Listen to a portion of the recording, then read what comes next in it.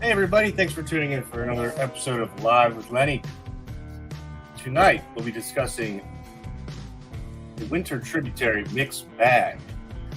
So pickerel, perch, bass, and crappie wait. Yes, it's cold out and no fishing. And no, fishing isn't easy this time of year, but if you bundle up and put in some time, you can enjoy a quality bite in many of the Chesapeake tributaries. So, I hope everyone had a happy holidays, and I hope you're enjoying this new year. It is cold, weather has warmed up quite a bit, so, some good opportunities for all of us. So, without further ado, I'd like to welcome the predator of pickerel, the pounder of perch, the baiter of bass, the catcher of crappie, Mr. Lenny Rudo. Hey, Lenny, how you doing? Round of applause for Lenny. Hey! Zach, what an awesome intro. Thank you so much. I worked on that for about 30 seconds, so, That was beautiful. I loved it. All right, well, I'm going to start off with a disclaimer, okay? I'm going to start the night off with a disclaimer.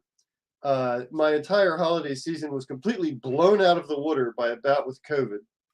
Now, I'm pretty much over it, but I've still got a cough. So if I descend into a hacking fit, please forgive me. And Zach, just to be safe, I think you should move 6 feet back from your monitor. It's a good idea. Because you can get it through 5G, I think. I don't know. It's Wi-Fi. Something like that. It is a bug. Wi-Fi. Is that? I don't know. I probably should put on a mask. Yeah, maybe. Yeah, whatever. I had it. Whatever. We all had it. It's part of life now. I'm glad you're feeling better on the mend. I hope you get out and do some fishing soon. But thank you. I can't wait. I haven't been fishing since pre-Christmas. Since actually a week pre-Christmas. So I'm starting to get jittery. Yeah, but we've got a lot of reports, So our fishing report, Dylan Waters, he's been out and he's going to have a ton of intel for us tomorrow, right? Yeah, actually, I was he emailed me the report's information just a few minutes ago, and I was perusing them before we jumped on here. And there's actually quite a bit going on. What we're going to talk about tonight, the tributary bite on all these different species of fish, is definitely happening. The mill pond bite is happening, not red hot, but guys are going out and they're catching, 5, 7, 8 pickerel, a couple of bass, maybe a perch or a crappie here and there. And there's rockfish going both off of Point Lookout and also out of Ocean City. Now, the fish have moved south a little bit. They're now catching them south of the inlet as opposed to north of the inlet. But we had a couple reports that they were even within the 3-mile limit. So that's kind of cool. Nice. Well, hey, reports are just rolling in right now. Kevin Williams knocked the crap out of some pickerel today. So. Very nice. Awesome. And Grant's tuning in. Hey, Grant, how you doing? Looking good, folks? Well, of course, we're always looking good. Not as good as you, though. Well, before we get started, we're going to be talking about pickerel, and there's a couple of events going on right now that anyone can jump on in, of course, with a little bit of membership. But the first one we want to talk about is the CCA pickerel tournament. We usually participate. We are participating in that this year. We do have a little bit late start. It started on November 1st, but it runs till February 28th. And, so it's a great, it's actually every species that we'll be discussing tonight you can target, and there are different Calcuttas for that as well. So for more information on that tournament, you can go to ccamd.org. Zach, before you move on to the next one, I just want to point out to folks, because of all my illness and whatnot, I still haven't even been out a single time yet for him. But I looked through Me neither. But I looked through the scoreboard. I looked through it today, and there's some nice fish up there. There's 126 and a half. There are a couple 26s, but nobody has blown it out of the water. It is not too late to get into the game and totally take it. All right. A little bit more on that one. One of our frequent collaborators, Angler Sports Center, is also hosting a Daiwa Calcutta for this one. So if you stop by Angler Sports Center, I'm going to bring this up for you guys to see. So here's the ccamd.org /pickerel. You can find that in the events tab up here. There's a lot of information on it, but I wanted to bring up that these are all the different categories you can win. you got kayak, you got longest pickerel, you got fly divisions. But anglers, you stop by, you spend $75. You get a free anglers CCA Daiwa pickerel hat, and then you participate in the tournament, and then you have a chance to win these 3 prizes, which are a sub Calcutta tournament within the tournament. So that's pretty cool. So you can win that even if you don't win the tournament. Well, yeah, because I mean, nice. It's not every person in the tournament is participating in that sub Calcutta. So I mean, you might catch a 25-incher, might not bring you in the the trophy on the tournament, but you might win a sweet Daiwa combo. I mean, and these are all 200 to 500 retail, so pretty deal.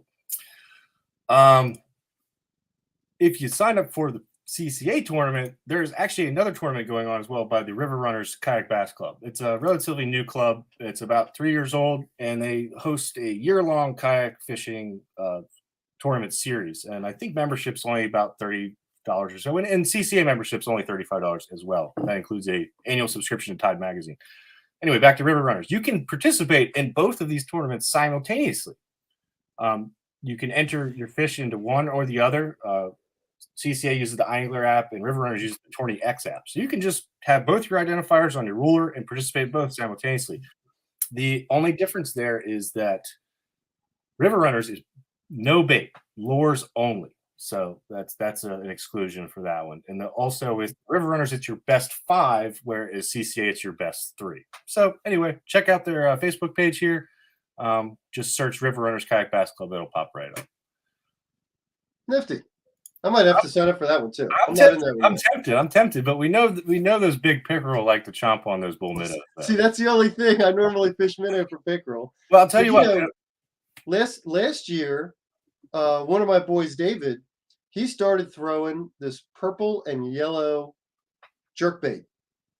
And I'm telling you what, on the days that they were not hitting minnow, he was catching fish on that. I don't know why. Lord knows why the fish do what they do. But there were a couple days we were out when they weren't into the minnow for whatever reason, and he caught them on that lure. It's a twitch bait, he said. Yeah. Hey, Dave. Yeah. Well, so he also has another report that about 15 fish were caught between 3 people in Salisbury. Maybe when he gets that degree, he'll know how to spell it. Better call Salisbury. I'm just kidding, David. It's Salisbury. Salisbury. He's typing fast. Yeah. Oh wait. Yeah. There you go. Oh, he's cursing now. I'm sorry. There we go. A Salisbury steak is just a meatloaf with gravy on top. Anyway. Salisbury mill pond's great choice. They all hold them. There's, all of them. There's like dozens of. Not a dozen. There's half a dozen different mill ponds in Salisbury itself. And then, if you go on the fishtalkmag.com, the Eastern Shore, just we have Eastern Shore hotspots. Tons of good spots. If you type mill ponds into the search box, you'll get several. One specifically on winter fishing, one on the mill ponds in general, and one has a map that I think we list out 13, if I'm not mistaken, that are public mill ponds that have some form of launching. Most have ramps. There are a couple that are just soft launch, but they're all very accessible, and they're an awesome winter opportunity. Absolutely. All right. Well, you want to dive into the slideshow? Speaking of which, yeah, man, pop up slide number 1. And it's the fish we've been talking about. It's the good old pickerel. He's the first one we're going to check out. Now, he's not the only one, but he's the first one. This is my neighbor, Vadim. We're on the Pocomoke River here. And you can see he got a very nice pickerel. And, one of the great things about pickerel fishing is that while you're doing it in these tributaries, you're going to pick up all different kinds of fish. Now, maybe not if you're casting, large lure, but generally speaking, if you're fishing minnow, if you're fishing shad darts, spinners, that sort of thing, you're not only going to pick up these pickerel, you're going to pick up bass, crappie, yellow perch. And one of the things that I've heard a lot actually in the last couple of weeks here is that the MEP spinners have been doing real well on these fish. Now, I'm going to point out, whether or not you're in the CCA tournament, if you have a lure with a treble, you got to get rid of the treble, right? The trebles are hard on the fish, and for the CCA tournament in specific, no trebles are allowed. I haven't checked on the River Runners tournament, so I can't speak to that one. But in any case, it's a good idea. Swap it out for a single. And pickerel like that, man, they'll give you a heck of a battle. It is a great winter fish. What do we got here? All my fish today were on torpedo spinner. There you go. Pickerel love spinners. They love the flash. They love the vibration. It's a great choice for them. All right, Zach, why don't you go ahead and put up slide number 2. This is one of the other very common fish you're going to get in the tribs at this time of year. It's a big old bass. That is my lovely daughter, Molly. And this is another Pocomoke shot, actually. And if you look at the very top in the bass's jaw, you can see she's got a little white bucktail there. That is an excellent lure to put your minnow behind. You can also see the leader's kind of thick. See how you can actually see the leader in that photo? That's actually a 20-pound leader. And when I'm doing this kind of fishing, unless I want to specifically target perch and crappie, I'll use that 20-pound leader, because don't forget, those pickerel are toothy fish. They will chew right through that leader. And it really doesn't seem to deter the bass that much, honestly. Yellow perch, yeah, you'll catch fewer when you go that heavy. Crappie, you'll definitely catch a lot fewer. In fact, you really don't catch many crappie at all using 20-pound test leader. So, as to which you want to target, choose your leader size accordingly.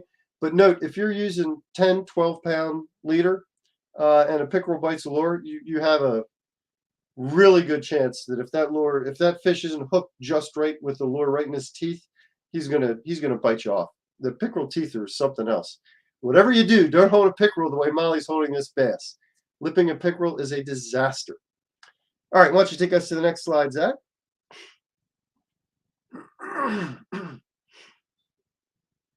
Here we have a crappie. And you can see this guy was over 13 inches. Big winter crappie, man, they like to bite. They do like to bite. The only adjustment you really need to make if you want to target them above some of these other fish is use a slightly smaller minnow. They don't tend to like the really big minnow, and that's what the bass and the pickerel are more interested in. They want that big wintertime meal. They don't want to expend a lot of energy, but the crappie tend to like smaller stuff. Now, let's say you're out fishing on one of the tribs or a mill pond. This will happen in the mill ponds too. And you're fishing a big minnow, and your bobber gets a lot of action, right? You see it dancing quite a bit. Or if you're casting and retrieving, you feel a lot of short strikes, but you're not hooking fish. What's going on? Well, this guy is the answer right here.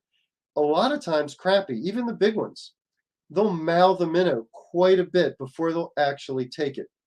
And it's really evident when you're bobber fishing in these areas, and your bobber constantly dances. You know you got a fish messing with it. Well, guess what?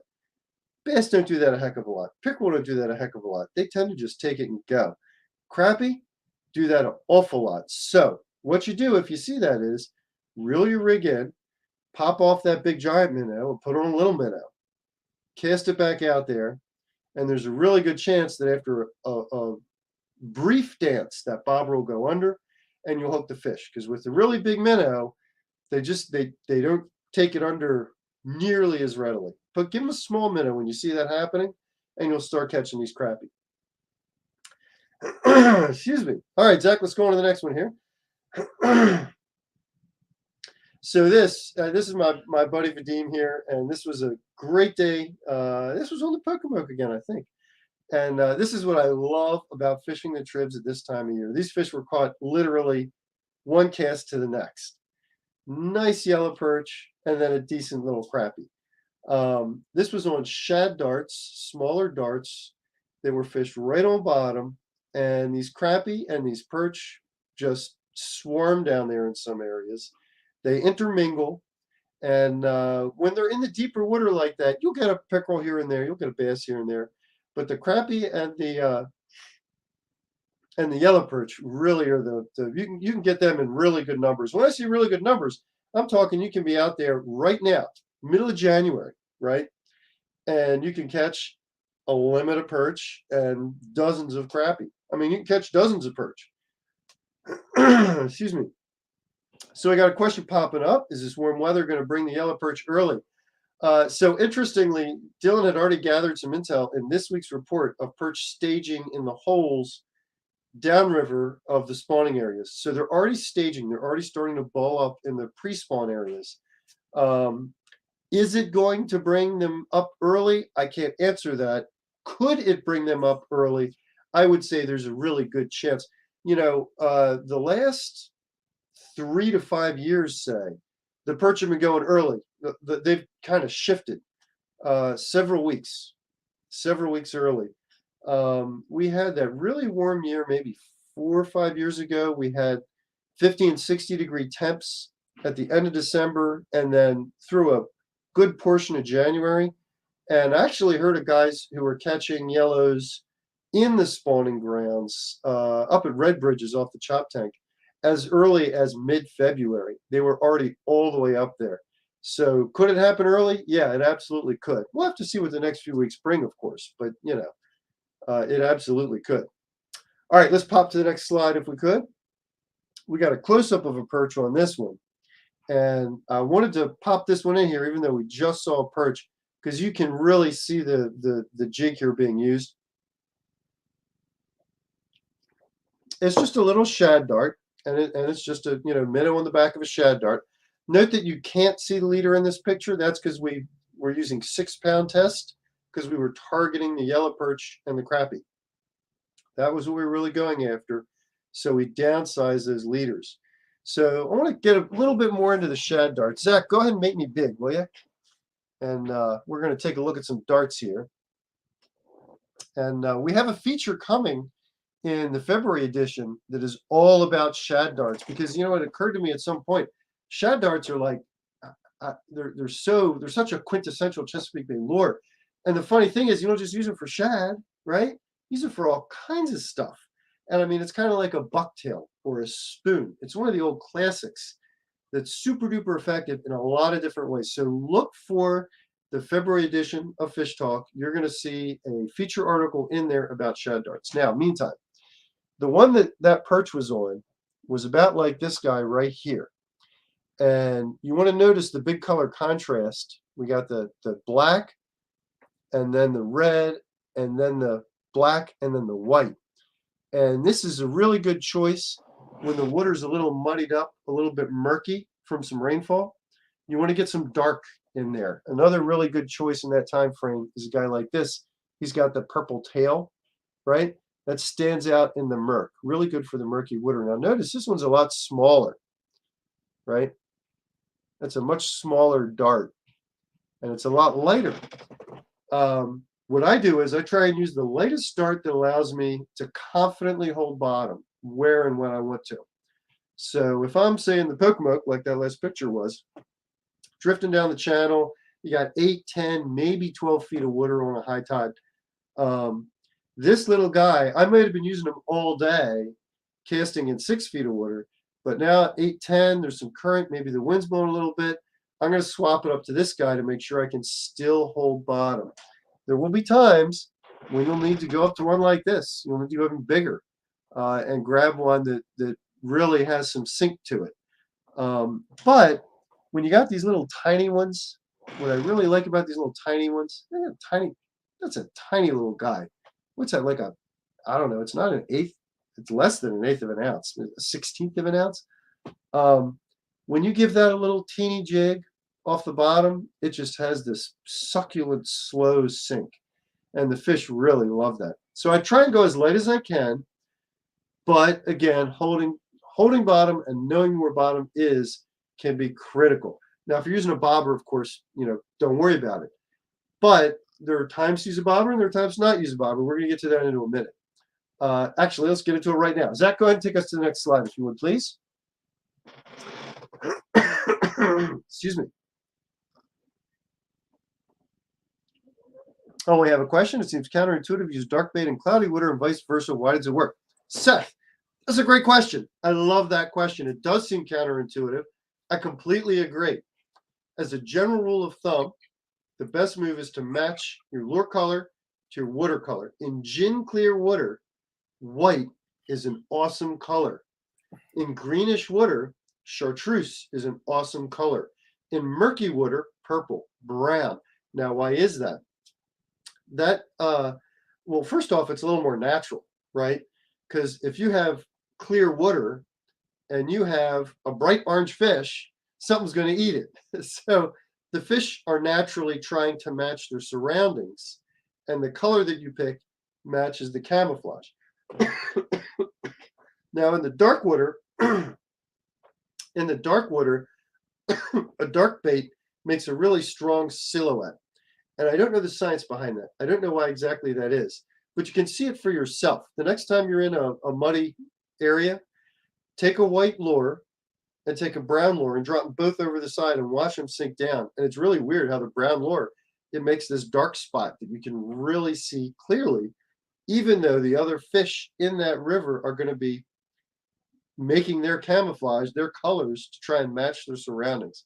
So I don't know the science behind it, but it's a pretty good rule of thumb. Of course, it's not 100%. There is no 100% in fishing. There will be days when you'll be in gin clear water and bright purple gurple is the lure that wins. And who knows why. There will be days when pink will just rule, and who knows why. Fish are strange critters. But it's a really good rule of thumb. And it's something that I live by when I go out and I first look across the water. I do want to try and match my lure color to that water color. I forgot to hold up one other color too. The old red and white. That's a classic. Doesn't really look like it should be so awesome, but that red and white classic, that catches a lot of fish. A lot of fish. If there's decent water clarity, that's what I'm going to start with. All right, sorry about that. Excuse me. Zach, go ahead and bring us up to the next one now. So I had just mentioned bobber versus casting and retrieving, right? Or jigging vertically. So this is a shot from the Magothy here. And you can see these guys, these kayak anglers, they are casting up to piers. Now, the Magothy River, it has a good population of yellow perch and pickerel. A few bass, not a ton, a few crappie, not a lot. But really strong populations of pickerel and yellow perch. But what it doesn't have in its upper reaches is really strong channels. There's not a ton of tidal flow once you get up this river. There's not a ton of freshwater flow coming in, and so there's no big, deep, scoured channel. Most of the coves are more like bowls. There's a shoreline, it drops off, it's like 3, 4, 5 feet, and then it's just that way all the way across. Maybe there's a slight depression where there's a little channel, 5, 6 feet, but it's not well defined, and then it comes up and just goes to the other side. In this scenario, in this type of a tidal river, docks, pilings, and piers become critical structure. This is where you're going to catch your fish. These guys were catching fish this day, and they were doing exactly what they should have done. They were casting and retrieving up along these pilings. Now, you can also cast out a bobber and let it sit next to a piling. But in this scenario, casting and retrieving is often going to be better. It allows you to probe lots of different piers, pilings, and areas and stay on the move, as opposed to dropping your bait in one spot and letting it sit there. And that's critical because you can fish 20 piers along the shoreline and never catch a fish. And then that 21st pier is just magic. It seems like, for whatever reason, that's where all the fish are. It's often the case in a lot of these scenarios where, there are a lot of piers along that shore, and most of them don't produce much. But you get 1 or 2 that are special for whatever reason, and they'll change day by day, season by season. Some seem to stay hot year to year, but as a general rule, they change. And that's where all the fish are going to be. So you want to stay on the move. You want to be casting and retrieving. All right, let's go ahead to the next one here, Zach. So, excuse me. So this is a chart. I forget which I even grabbed it from. I don't remember which river this is, but it has a distinct channel, which is what I wanted to show. In the tidal rivers that have good channels, really distinct channel edges and deeper water, and this is extreme. 2022 is extreme. This is what you're going to be looking for if you're looking for those pre-spawn staging areas for the perch. More common is going to be 10, 12, 15 feet. When you get this scenario, rather than the piers where you're going to find your fish, is usually going to be on those channel edges. On a low tide, on the end of an outgoing and a low tide, you will find them. Excuse me. You will find them right in the middle of the channel. And this is when you're going to ditch the bobber, take the heavier shad dart, and just drift down the channel and keep that thing right on bottom. You want to jig that shad dart an inch off of the bottom. That's it, right along bottom. On a high tide and an incoming tide, the fish will scatter. First, they'll be at the edges of the channel, and then they'll be up on the flats, particularly ones that are sun-warmed, often ones with fallen trees, structure like that, or maybe piers and pilings. But at this point, this is when you want to get up out of the channels on that high water. It's much tougher, honestly, to fish these types of rivers on a high and a flood tide and an incoming. The falling tide and the low tide, honestly, it makes it a lot easier because the fish really tend to concentrate in those channels. Now, on the higher tides, once they're up, that's the time when your bobber really can do you right. That's when you can cast it up near a fallen tree and let it hang near the branches. If there's a good breeze or a good current, you can cast it out and just drift it down. And that's a really good time to switch to the bobber in these tidal areas. Our friend Lars says, when you were talking about the shad darts, adding a split shot can help when using those smaller darts. Yep, you can add a split shot to them. You absolutely can. The upside of the split shot is it doesn't make it necessary for you to cut off and retie, which is always a pain in the butt. And in the middle of January, when it might be 40 degrees and your fingers might get wet, that's when you really don't want to cut off and retie, right? The downside to the split shot is now you've got something in between the jig and the rod tip that does ever so slightly reduce your sensitivity. It can make it a little harder to feel bottom, figure out exactly where your jig is in relation to the bottom, but not a lot harder. If you put it a foot up, then you just drop till the split shot hits bottom, drop your rod tip to the water, reel in 1 foot of line, and then when you lift your tip, your jig's right off the bottom.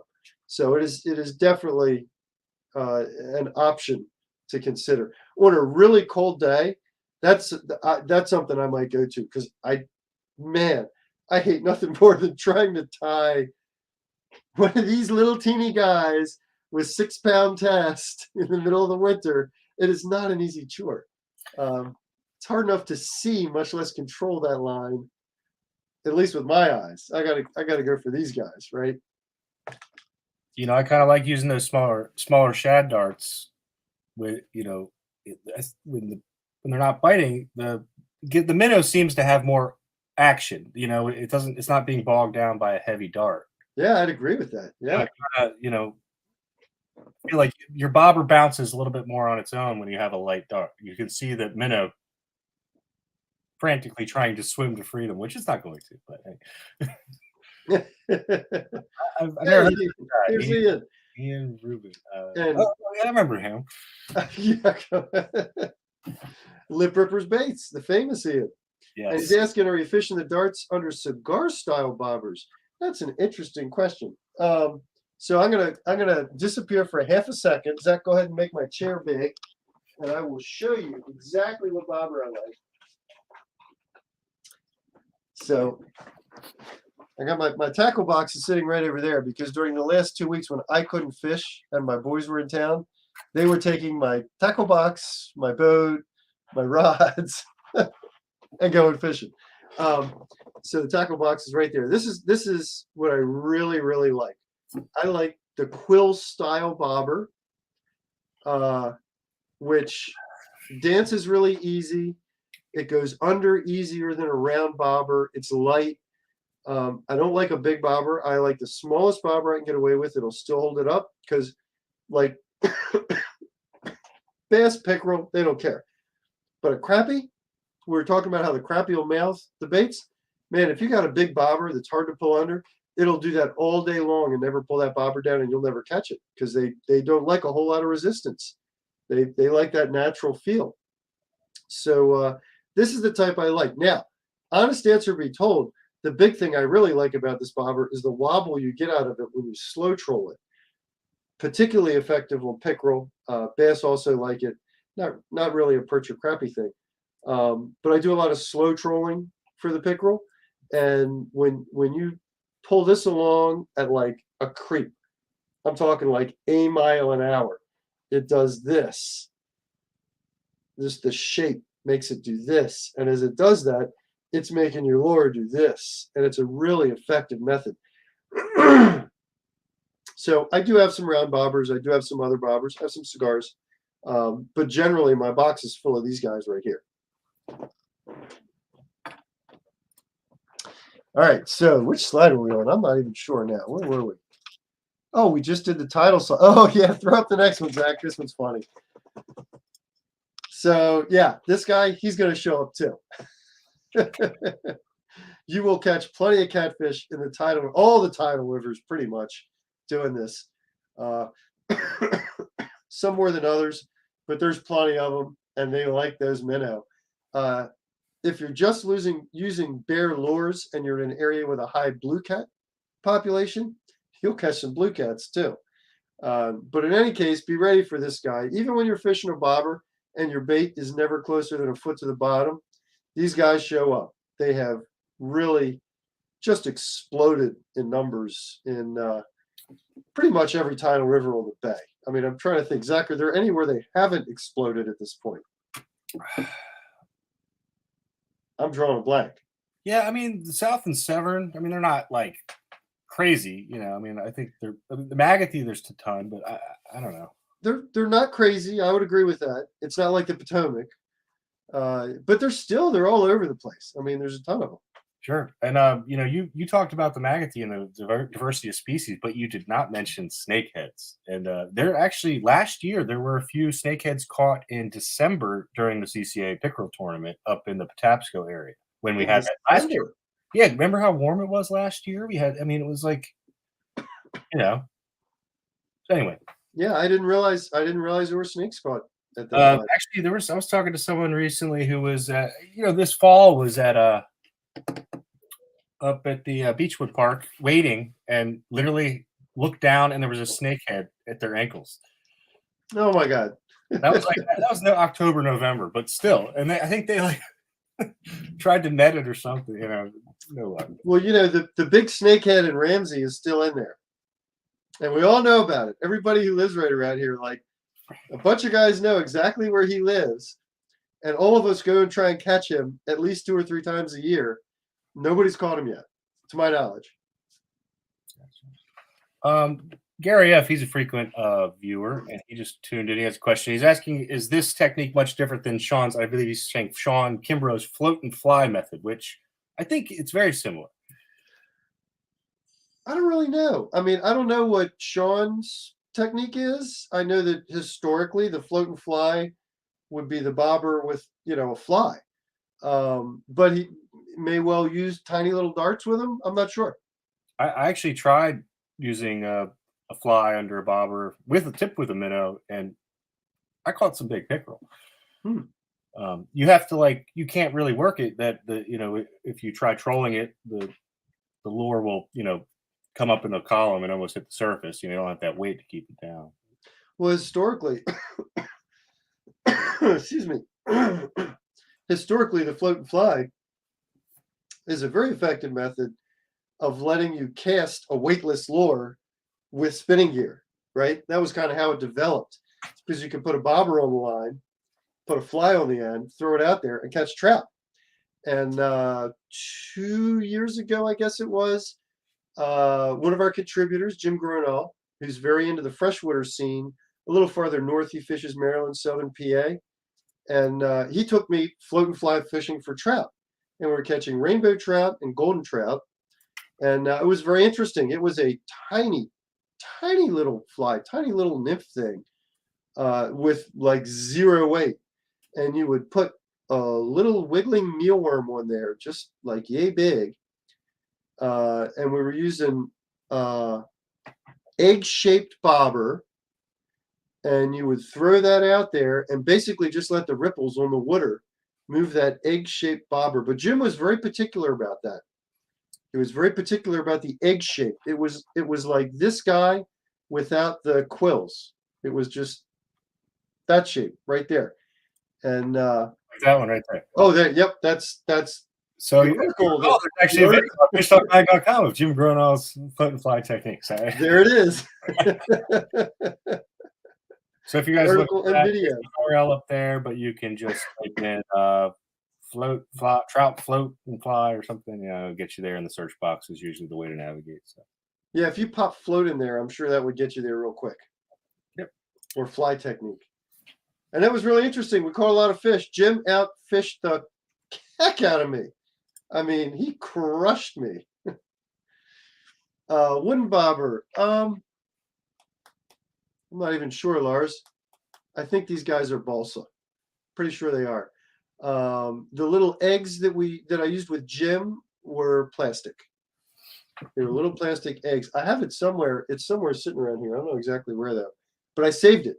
Because like a memento from the time that Jim took me fishing. It was kind of cool.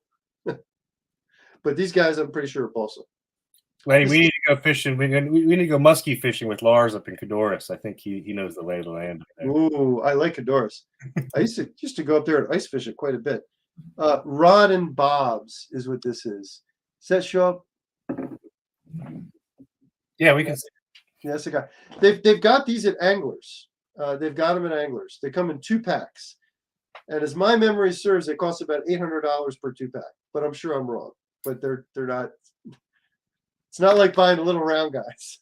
They're a little bit more. All right, let's pop up that last slide. And then we'll see if we have any questions to field. Because we don't know what the weather's going to do, right? It could take a turn for the worst. It could get very cold, and then we'll be right here. Now, believe it or not, this is my friend Bill, and we are about 30 yards from the shoreline on the Magathy. Now, this was a while ago. This was like 10 years ago. But like 10 years ago, it got so cold for so long. We had like 2 weeks of sub-30s weather. And the Magathy froze up hard. It locked up. And we said, why drive all the way to Deep Creek? Let's try ice fishing on the Magathy. And hopefully you can see it in the bottom there. We caught fish. We got yellow perch, white perch. We did get at least 1 pickerel that day.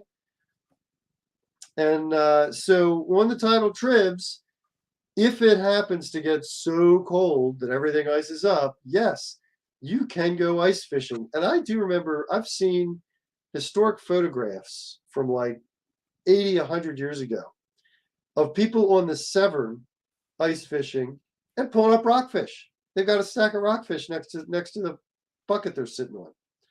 So it's not impossible.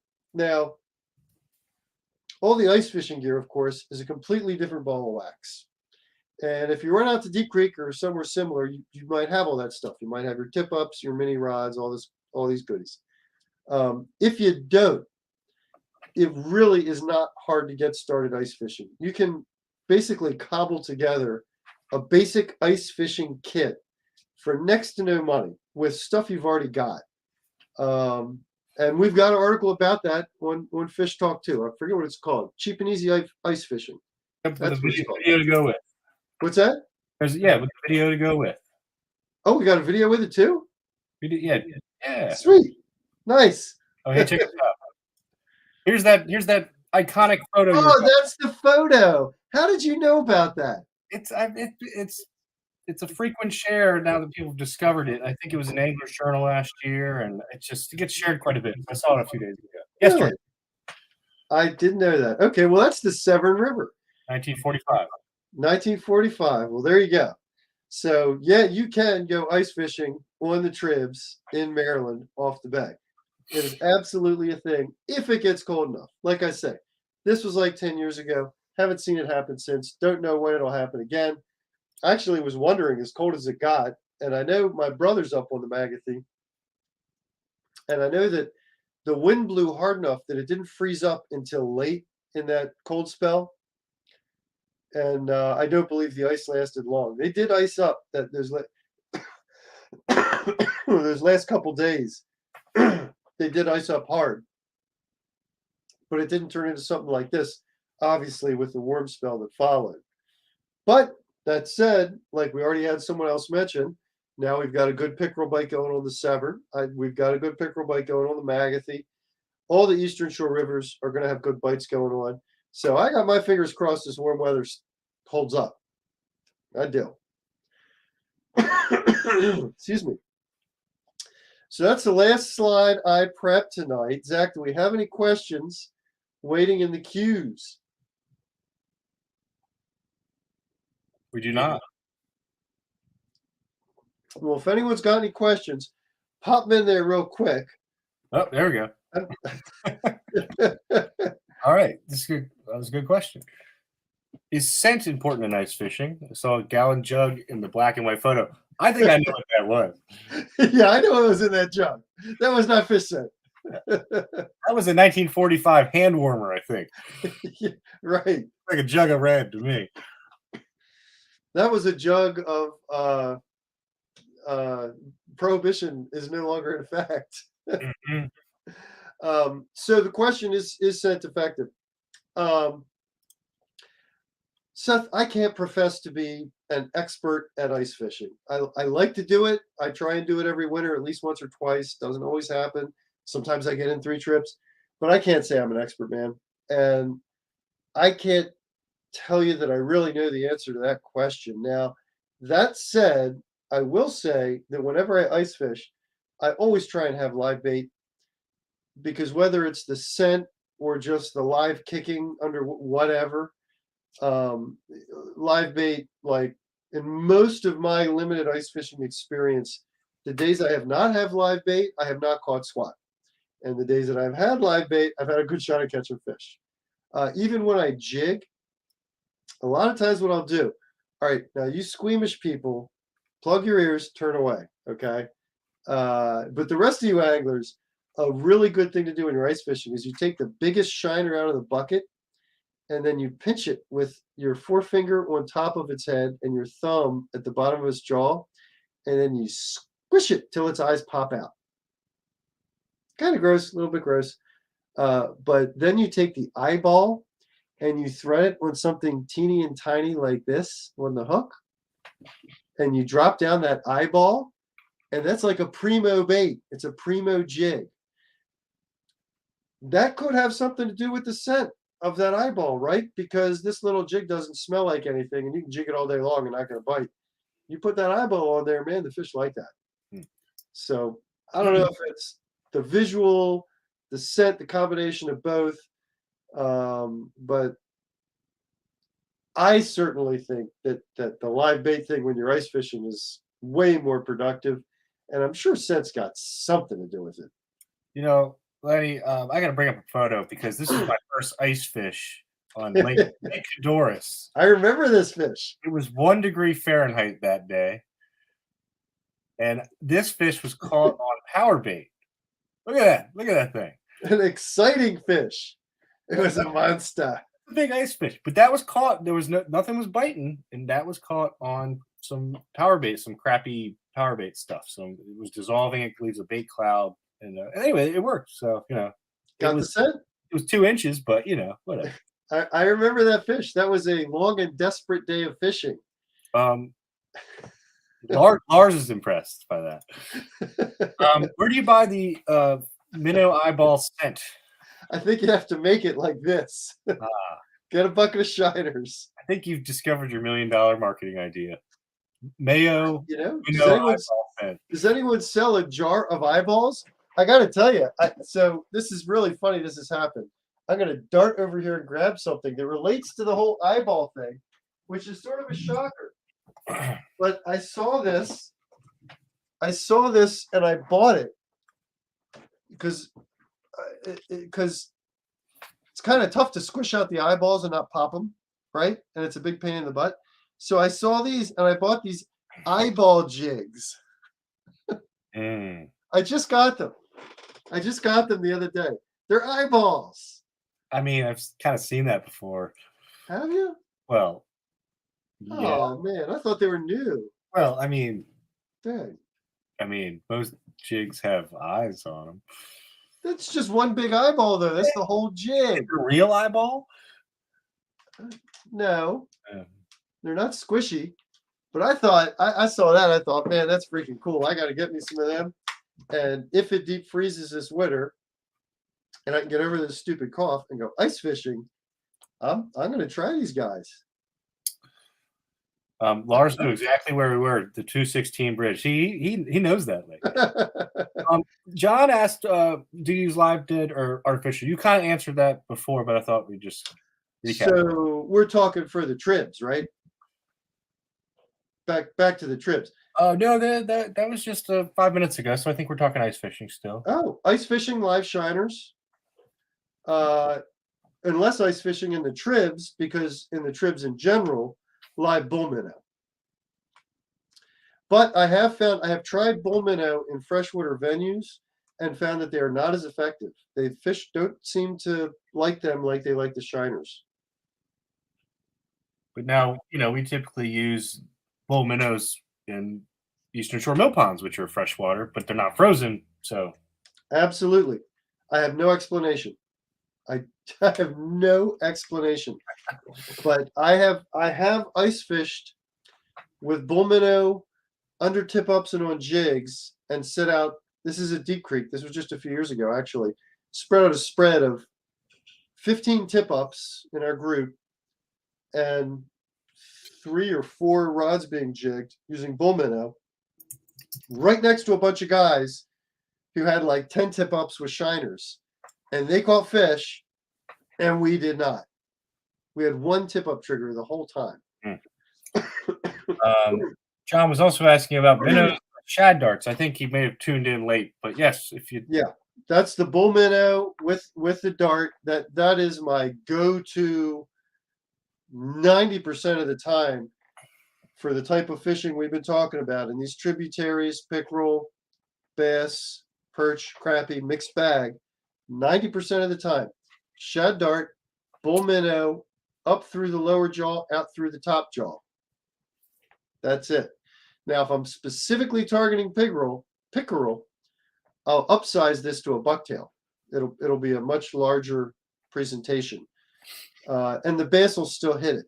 But in the tributaries, one of the cool things about it is you can catch this big mixed bag. You get the pickerel, the bass, the perch, the crappie. It's a lot more fun. Take home some perch to eat, maybe. And in that case, you want to go down to the dart.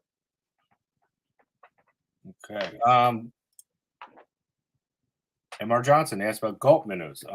While you take a sip of wine, I know John Vale always used to say casting and retrieving slow, the gulp swimming mullets were pretty good, and some of the paddle tails. I know he likes the Fat Sam paddle tails, but is it a gulp minnow you caught that monster bluegill on? No, that was that was more of like a power bait. Okay, so I have a jar of the gulp minnow. It's in my tackle bag right now. I have caught fish on it. I've never done as well using it as I have with an actual minnow, but I have caught fish on it. So actually, my main thing on that is to keep that jar in the bag for the day when I can't get minnow, all my minnow freeze to death and die, my bucket falls off the boat, whatever. We've all been there, right? If you fish with live bait, you have experienced the sinking heart feeling of realizing that all your live bait is dead. So that's something I keep in my bag at all times. Oh, it's always in there. And then you do catch fish on. You mind grabbing those jigs again? Gary would like to know who makes those. Tiger Eye series. Is that the Tiger Eye manufacturer or the? I don't see manufacturer. They are from Minneapolis, Minnesota. Manufactured by Glow Optics. Glow Optics. There it goes. Glow Optics. Cool. I've never seen anything quite like them. I'm spectacularly interested in trying them out. I might try them out on rockfish this spring if I haven't been able to ice fish. I'm going to try them on something. Okay. I got nice. Yeah, that is different. It's just one big eyeball. What's the weight on? Not much. Is it heavy? Or is that like a composite material?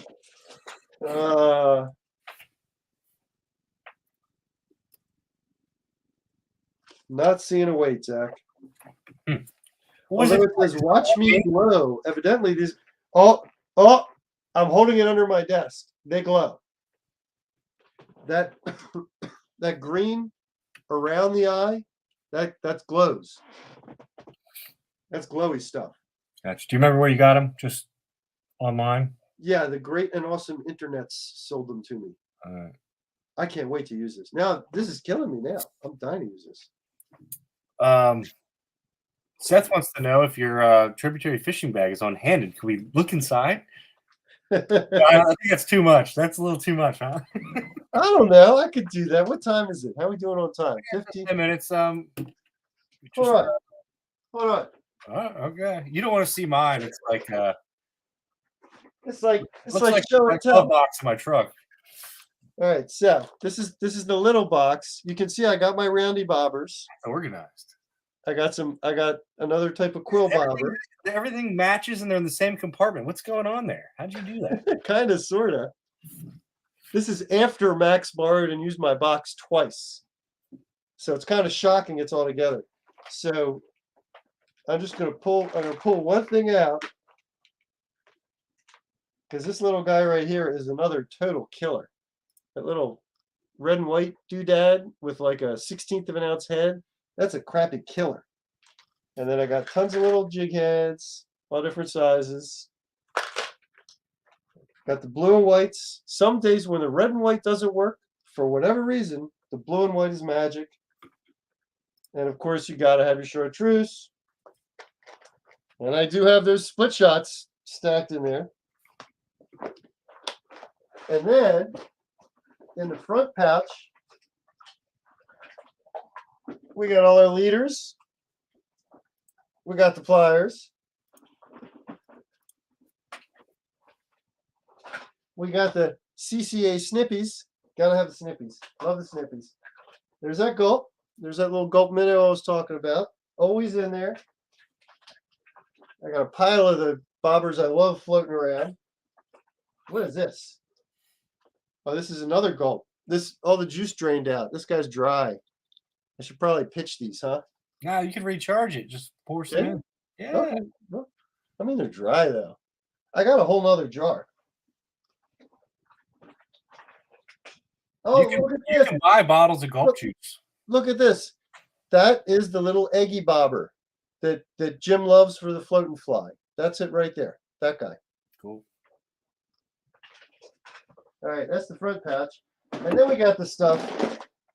We got more bobbers. Now we got all the fresh, we're getting into the freshwater stuff. We got a little crankbait there. And so I thought this was going to be a pickerel killer. And I snipped the hooks. These were trebles. I snipped the hooks so I could use them in the CCA tournament. I don't know why, but I tried this many times and I never caught a pickerel on it. Looks like a rattle trap. It's a knockoff, rattle trap knockoff. Never, not one pickerel. Caught some bass on it. It's not gold. You got to get a gold one. Not one pickerel. I don't get it. And I got some of my good old paddle tails for trailers. Little froggy guy for the snakes. Not much else in that box. And then finally, the final box. Ready for this? More bobbers, more tails. And then I got some bigger bucktails. And I got all these goodies. Love the Super Rooster. Love it. Not a winter thing, but I love it. This guy right here, we were talking earlier about the spinners in the pickerel. The underspin on the bucktail. Pickerel love that. That's a good trolling lure. The only Roadrunner, the classic Roadrunner. Yeah, it's like a Roadrunner. It's a Roadrunner knockoff. The only problem with it is this one's a little too heavy for the mill ponds. You got to have at least like 15 feet of water to really use that guy. I think Seth's regretting this question. How big is that bag? Jeez, I need to be out here all night. Look, I got these walleye things. I don't even know what you use these for. They sent them to me, and I put them in my tackle box. You troll them. I've got 3 of them. They have been in my tackle box for like 5 years. Let's go catch some walleye. One day, I will find a time and a place where they come in handy. I hear the walleye are biting on the Potomac and the Susky. They should be. Oh, Um, I got another. See, one of my bobbers got out and got into the wrong pocket. That's it. That's all she wrote. It's not really a very big tackle box. It really isn't. okay, so it's the Mary Poppins tackle box. I don't get the reference. I guess I it's guess I stuff haven't in seen the that side movie. pocket. It's the, Oh, this is interesting. Lenny, Andrew wants a permission slip so that he can buy more tackling boxes, and you'd like. Send me the form, Andrew. I'll be happy to sign it for you and send it right back. So All right. this can okay. We don't have a giveaway today. We don't have a prize. But if anybody can guess what this is in the next 5 minutes, I'll find them a prize.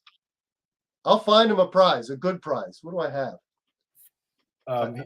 He said Seth wants to know why aren't you giving away a hand warmer, fuel, and a gallon jug? You could. So actually, a couple years ago, Dave got me this electric hand warmer. You plug it into a USB.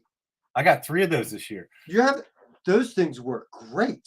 Yeah, and they said, "Oh, did you already get one?" I said, "Yeah, but like now I can just fire it up on high, and I have a backup, so I don't have to do the low setting because it only worked for a couple hours on the high setting."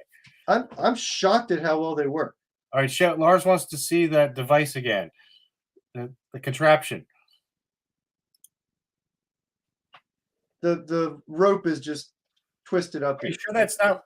You know what? Is that the kill switch on your electric motor? It's just a backup. Oh wait, that's what it is. Well, now I got to give you a prize. Do I get an e-prop?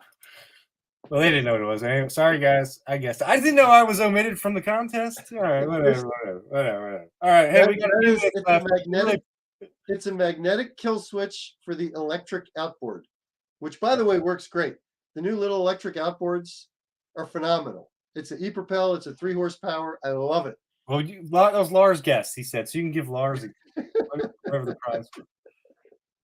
Yep. And Dave, I tried sending the link over, but it didn't go through to Facebook. I will do that after the show. I have a link. It did pop up on YouTube, but so I do have the link for that. I'll put that up for you. I got a prize for you, Zach. You ready? For me? Yes. For guessing the kill switch. Is it an eyeball jig? You're going to win a Fish Talk. I gave you that. Oh, jeez. All right. Well, maybe we'll do a real giveaway next time. Yeah, we'll have to. Don't worry, folks. We'll do a real giveaway next time. We will. All right. Good idea. We should do that. One last question. It's a good one, and it's going to answer a few other questions for Andrew Bradford. We're going to touch on that as well. So, Lenny, Wayne wants to know about the Fish Talk Boat Show seminar. So, before we jump into that, I'm going to bring up a few things. And I think we need to promote this back to the homepage so people can find it a little easier. So Lenny has corralled all the winter fishing shows for really 2023. I don't think they're, I think that was. So anyway, the first one kicks off next week in Ocean City, the East Coast Commercial Fishermen's and Aquaculture Trade Expo at the Ocean City Convention Center. So Andrew asking about the Frederick Saltwater Angler Show. Andrew, that is not happening this year. It's not coming together. Also, the Tri-State Marine Show is no longer. So a couple of the charter guys down in Deal decided to throw their own shows. So the first annual Fishing and Outdoor Expo and Flea Market will be held at the North Beach VFD next Saturday, the 14th. So because 2 shows down, they decided, hey, we need another show. So that'll be the first. So unfortunately, no Frederick show, but there is a new show happening in Deal, and that North Beach VFD is an awesome facility. So check that out. Also check out all these other ones, but really we wanted to talk about the big show we have coming up. Fish Talk sponsoring. Lenny is hosting a seminar series at the Chesapeake Bay Boat Show. This is the second year for this new Timonium show. Lenny, why don't you talk about it? I'm going to bring up the schedule. Yeah, so this will be in Timonium. We got a great lineup. We have multiple Fish Talk contributors, Wayne included, on the list of speakers here. And if you haven't been to this boat show, it came out of nowhere last year and was just a grand slam home run. Absolutely fantastic. They did a great job with it. There are a ton of boats. There's a bunch of fishing gear. And as you can see, we've got a really strong lineup of speakers. Some of the other Fish Talk contributors include Eric Packard, myself. It's a great list. It really is. So come on out to the boat show, hang out, check it out. I'll be there. I'll be there every day. And of course, we'll have a Fish Talk / Prop Talk booth set up, and you can get your latest edition if you haven't grabbed it yet. And it's a really pretty dang good boat show. It really is. It's kind of surprising how they just wrapped it up in year one last year. They did a great job with it, and should be bigger and better this year. So I'm excited for it. Yep.